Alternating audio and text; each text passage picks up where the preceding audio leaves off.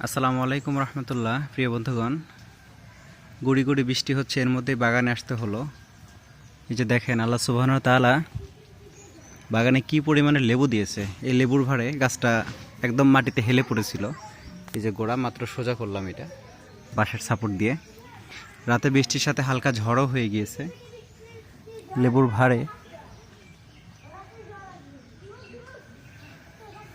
বাতাসে পানিতে গাছটা পড়ে গেছে। বাগানে আলহামদুলিল্লাহ প্রত্যেকটি গাছে এবার প্রচুর ফল আসছে। এই যে দেখেন,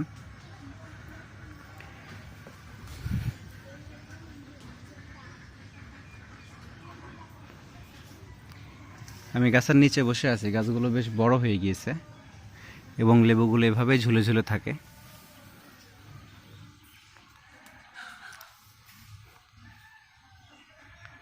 এটার জাত হচ্ছে চায়না 3 সিডলেস।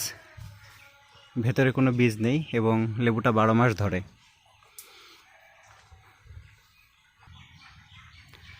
গাছের নিচ থেকে বের হলাম, এই হচ্ছে উপরের অবস্থা। লেবুগুলো ভারে পাতার আড়ালে লুকিয়ে থাকে। এই যে ধরে ধরে আছে। ফলের সাইজ দেখেন, মাশাআল্লাহ।